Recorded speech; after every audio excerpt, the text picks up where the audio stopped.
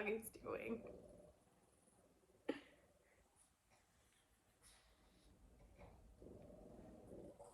I don't know what she's doing. Sorry. Hi everybody, welcome back to my channel. I thought this would be a good opportunity to finish my trip to Europe. So we ended our trip in Brussels, Belgium. And just to give you a sense of how we got there, we had to go from Copenhagen to Brussels, and we took Ryanair, which is a discount airline if you're not aware of that, which is a great option for people that are trying to save money and travel cheaply. We got the tickets for a very minimal sum. However, what you need to realize, and what we didn't realize until we were already, doing this trip, is that there are two airports in Brussels. One of them is closer to the city center, and it has the more expensive airlines. And the budget airlines all fly to the same airport that is about an hour outside of the city center. So just be aware of that if you are planning to go there and you're flying on a budget airline. You're most likely going to be flying into the airport that is further away from the city. So you'll need to take a bus or a cab or some way to get to the city center.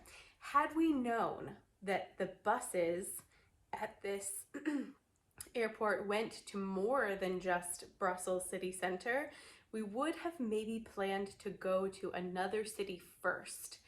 So we spent the entire time, I think it was 4 days total in Brussels, and if we had known that we could have taken a bus somewhere else, we could have visited Ghent or somewhere else in the vicinity quite easily. We could have taken a bus from the airport to that location, and it wouldn't have taken that much longer. So just keep that in mind if you're planning a trip to Brussels and you would like to visit some other areas nearby.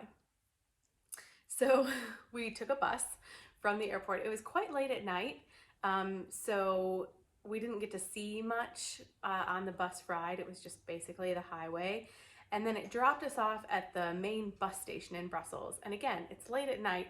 It seemed like a kind of shady area, if I'm being totally honest. I wish I would have gotten footage, but we were just kind of in the thick of it, and we were just trying to get to our hotel. So it took quite a bit of time to get to the hotel because we weren't familiar with the area, and we should have done a little more research on how to get around.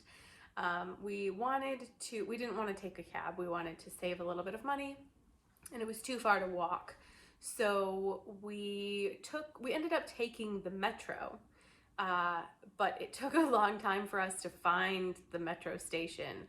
There's a metro station at the bus station, but it was extremely difficult to find, and I couldn't even tell you right now, I couldn't tell you how to get there. I have no idea how we ended up finding it, but we did, yay! So we ended up booking our hotel I think we were in Copenhagen, and we booked our hotel for Brussels, so we did not really plan ahead, but I'm kind of glad because we ended up staying in a place. I had been trying to find a place near, a hotel near Grand Place, because that's one of the big draws of Brussels. If you have looked into traveling to Brussels at all, you will have heard of Grand Place. It is a square, and one of the most beautiful squares, said to be the most beautiful square in Europe. And so I wanted to try to find a hotel near that location, and we did. And we got it for significantly cheaper than what I had thought it would be, just because looking around there before our trip, I had looked at hotels and the prices were pretty high in that area. And so I was just worried that we would spend a lot of money on a hotel. But in Copenhagen, we had been looking for hotels, and we found one. It's called Hôtel Le Plaza, and it was beautiful. Really, it's kind of an old school hotel. It reminded me of I don't know, an older hotel. It was not modern. It did not look modern at all. And if I'm being honest, the elevator was pretty scary. But the room was massive. Huge room, huge ceilings. It was really beautiful. And the hallways were really wide, like the widest hotel hallways I've ever seen. And the hotel itself was really lovely, and the staff was very helpful. So I would recommend staying there. It was extremely close. It's north of Grand Place, but it's super close. Within a few minutes walk, you can be at Grand Place. So it was a really great location. Highly recommend it. So then we just experienced Brussels, right? So we went to Grand Place 3 different times. Beautiful. So we went there during the day. The first day it was really rainy and overcast, and so I did get some images, but I was like, oh man, it's overcast, and Grand Place is so beautiful when it's sunny. But then when we went there in the evening, they have a light show, and I don't know if it's just during the holidays or if it's all the time, but this light show was also set to music, so the buildings would light up to the beat of the music, and it was really cool. It lasted for a really long time. I want to say 20 minutes or 30 minutes. It was a very long light show, but really neat. I enjoyed it a lot, and I got some footage of it, so you'll see some of that here.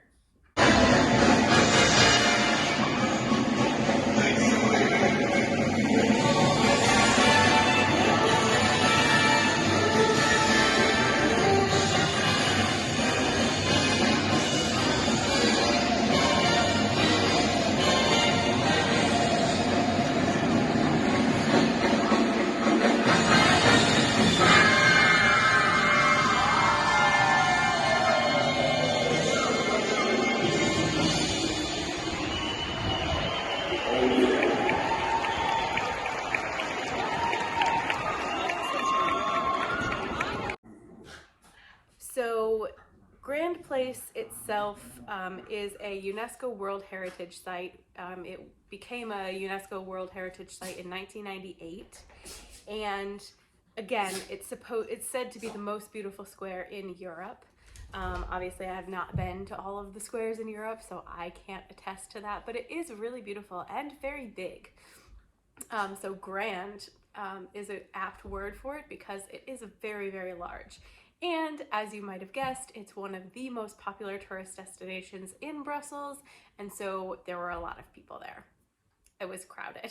When you go to tourist destinations, you just kind of have to expect that people are going to want to see that, so there are going to be people there. But it was also big enough that I didn't feel trapped or crowded in any way, so that's something to keep in mind. Around Grand Place, there are all kinds of shops and different things to buy, restaurants. This area is a little bit more expensive, so just be aware that if you decide to eat near Grand Place, you're probably going to be spending more than you would if you went to a restaurant further out. However, it's an option.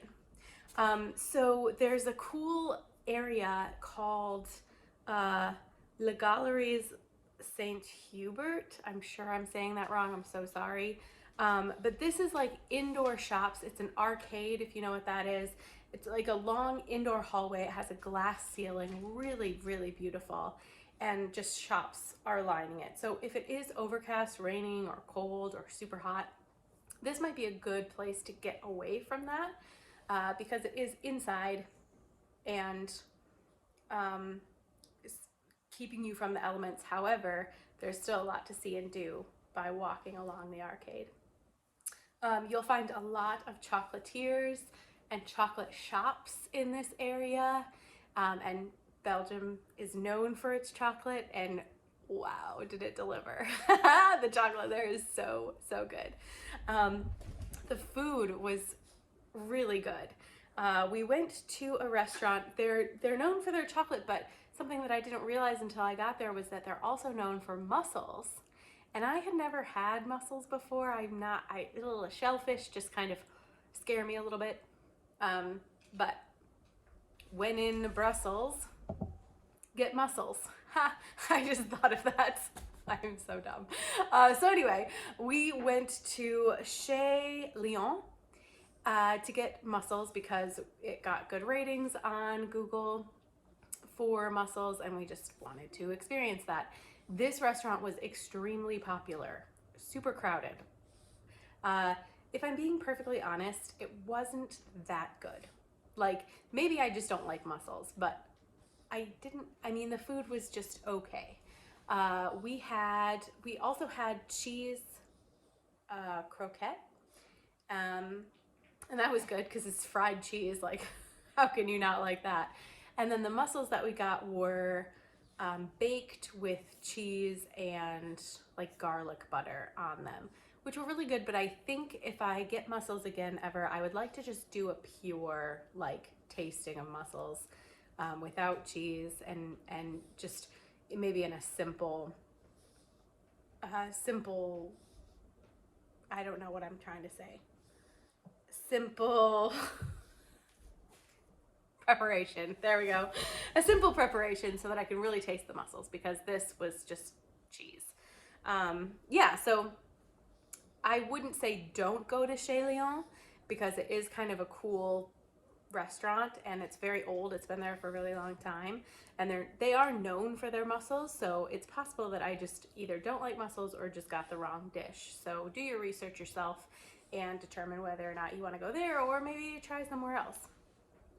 I've got notes because we experienced so much and it was a long time ago. It was several months ago, so I have to remember what all we did. Excuse me. Oh, so speaking of food in Brussels, let's just get this going here. They are known for frites, which is fries, fried potato, and also waffles. So we didn't, obviously there are so many places you can get fries and waffles in the city.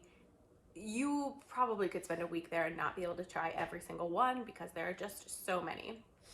We were able to try 3 places with fries and 3 places with waffles. And I will tell you what they are and my favorites from each category. The fries, we went to Friterie Tabora, Frietland, and Café Georgette. Café Georgette was okay. It's a cafe, but they also have a fry stand. So even if the cafe is closed, usually the fry stand is still open. It was good. I'm not going to say that it wasn't good because it's fried potatoes and yeah, it's delicious. But it wasn't my favorite one. So Frietland is really popular. You will see long lines for Frietland fries. And that was probably my least favorite of the 3 that we tried. And I don't really know, I can't tell you if it was the flavor or the service that was disappointing. It just wasn't my favorite out of the 3 that we tried. My favorite was the Friterie Tabora. And the reason, I don't know, it was a really tiny space. You just go in and you order, and they're very no nonsense. They just want to know what you want and get you out the door.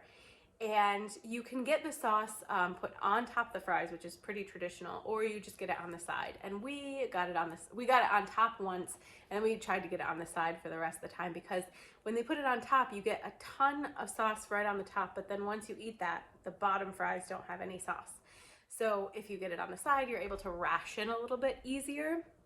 So we typically just got ketchup, but the first time we got the traditional like remoulade or something. It's like a mayo type mayonnaise-y sauce. Didn't love that. I like ketchup with my fries. I'm sorry. I'm not adventurous when it comes to When it comes to fries, I just like ketchup. So that's what I had with it, and it was delicious. So waffles. Oh, the waffles were so good. And none of the waffles that we had were bad. Let me just say that right now. All of the waffles that we had were fabulous, but the one place that I had to go back to again was my favorite. So I'm not gonna start with that one. I'm gonna first tell you about the other 2 locations that we went to. Australian, and that one you'll see a lot. A lot of people go there. It's really close to Grand Place. and it's got a very eye-catching awning. And they also serve ice cream, so people just gravitate towards this location. The waffles were good. We tried, there are two different types of waffles in Brussels. There's the Brussels waffle and the Belgium waffle. We had Brussels waffles, I think, the whole time. And those are more dense and doughy. And they're laid into the mold, and they have like, the edge is not a defined edge. And the Belgian waffle is in a press, like they're both in a press, but one is poured and one is placed. I don't know how to describe it, but look it up. It's interesting. But we just had Brussels waffles the whole time. The Belgian waffles, you'll see them put a whole lot of stuff on top, and the Belgian waffles, they'll put a bunch of stuff. The Belgian waffles, the Brussels waffles, wow, I'm so sorry. Belgian waffles, they'll put a lot of stuff on. Brussels waffles, they typically just hand to you and you don't have toppings. It's just, you hold it in your hand and you eat it. And that's what I prefer. I don't like all the toppings on top. It's just too much. So Australian is an option. It was good. I'm not going to say it wasn't good. Le Fomblé. I'll put the name of it on the screen somewhere so you can see, or I'll put links to all the places that we went in the description below so you can see where we went. This place, La Fonambla, I don't know how to say the name, is right next to a very famous statue, Manneken-Pis. It's the little boy that is peeing into the fountain. And when I say little, he is very little. But we'll talk about him in a minute. The place to go for waffles, at least in my opinion, from the 3 places that I was able to try, is called Vitel Gaufre. And I'm sure I'm saying that wrong. Again, there will be a link in the description for that location. It was so good. It was so simple and pure. They have a few flavors, vanilla, strawberry, or yeah, I think it was strawberry or raspberry, one of the two. Chocolate, maybe one other flavor. They didn't have very many flavors. I think I got the vanilla one time and the raspberry one time. And are you okay? My dog is freaking out. I don't know what's happening to her. Are you okay, honey? Okay, I don't know what's happening. I'm sorry. So that place had the best waffles ever. So I went there. I ended up going there twice because it was so good. I highly recommend it. So, street art and statues in Brussels. We saw a ton of street art. There's a massive amount. We didn't go searching for street art, but there are actual tours that you can do to see all of the street art of Brussels if you want. There's like Tintin is a very popular comic, and there's murals of his different things all over, and there's a tour about that. And then there's just other comic street art, and again, you can print out a tour map of all of these different places. We didn't do that, but I saw a ton of street art. And then the statues, there's 3 peeing statues that I know of. There might be more, but there are 3 peeing statues in Brussels. One is the most famous. It's Manneken-Pis, and it's a little boy peeing, and they like dress him up for holidays, and he's tiny. He's so little. He's probably this high, like maybe 1.5 feet high. I don't know. He's a small little guy, and he's kind of far away, so you can't really see him very well.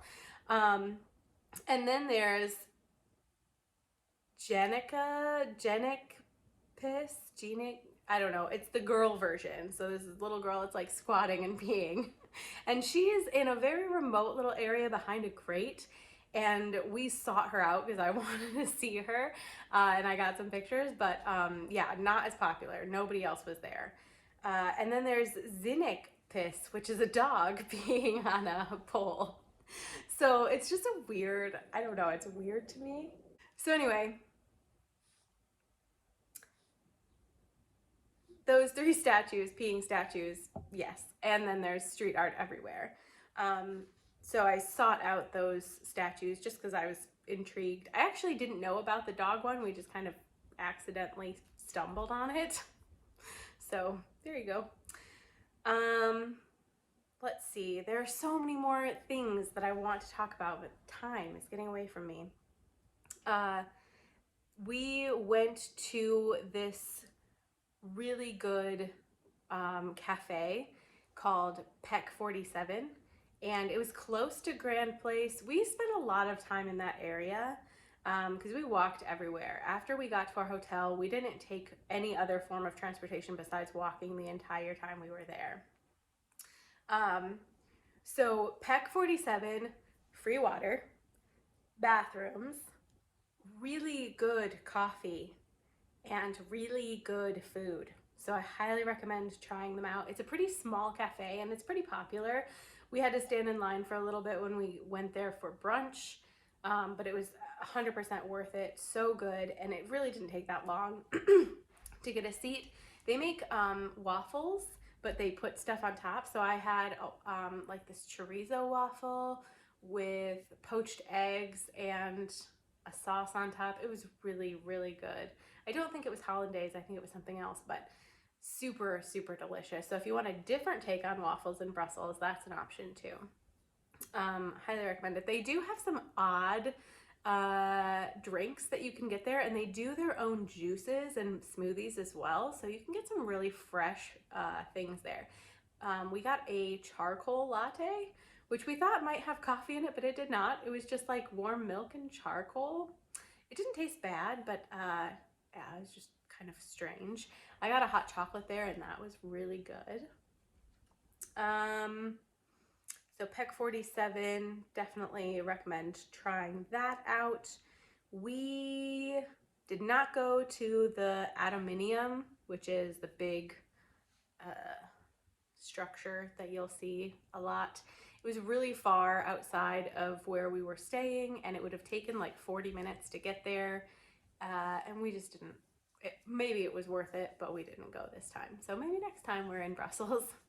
And we didn't get a Brussels card. It does include a lot of things. So if you're going to be in Brussels for a while, I would recommend doing it if you're interested in museums and what there is to see tourism-wise. I highly recommend getting the Brussels card, but we experience by walking a lot. So we didn't do the whole museum thing. The one museum that we did do was, it was a chocolate museum called Choco Story. And it was really touristy. Like, don't get me wrong, this is not a hidden gem. People know about it, and it's really more geared towards kids, I think. There's like this whole, it's a pretty big museum, and you get to see like how chocolate is made, like how it's grown and then processed and produced into what you end up eating. And there are samples, which was a huge bonus. It did cost money to get into the museum, but not too much. I think it was like €7 or €8, something like that.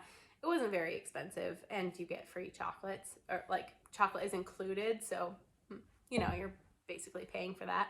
And one of the really cool things was you got to see a demonstration of chocolate making by a chocolatier. So that process was really cool, and he was pretty funny, so I'll show you some of that right next.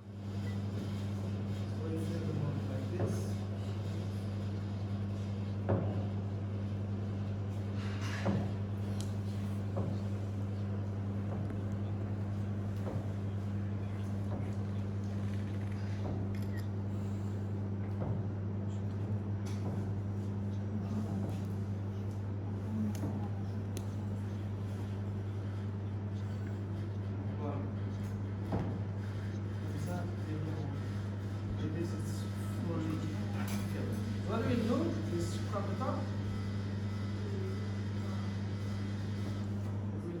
we remove the chocolate. And try to make it run inside. Like this. You're the Yeah, it's great, isn't it? You have to, it's better to make a cycle, so then the chocolate can be in all the shape, the same size.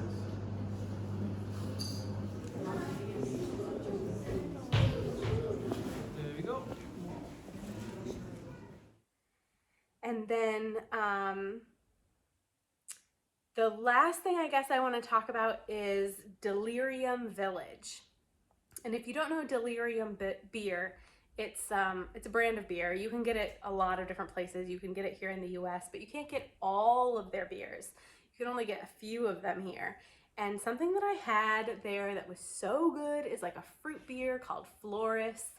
And I had the apple and the raspberry ones. The raspberry was so good, and I've been trying to find it here in the US and I can't find it anywhere, and it's just like, oh, I want to drink that again. It was so good. But Delirium Village is in an area, and there's 8 bars that are Delirium bars, but they're different themes and they serve different things, and so it's really fun to just go like bar hopping, but only you're like hopping around the different Delirium bars. They're very close together, so that's kind of fun. Very popular, super crowded both times we went, but really neat. So we were at the Delirium Cafe we pretty much spent all of our time there, and that was really fun. They played music, and yeah, we just hung out and watched the people.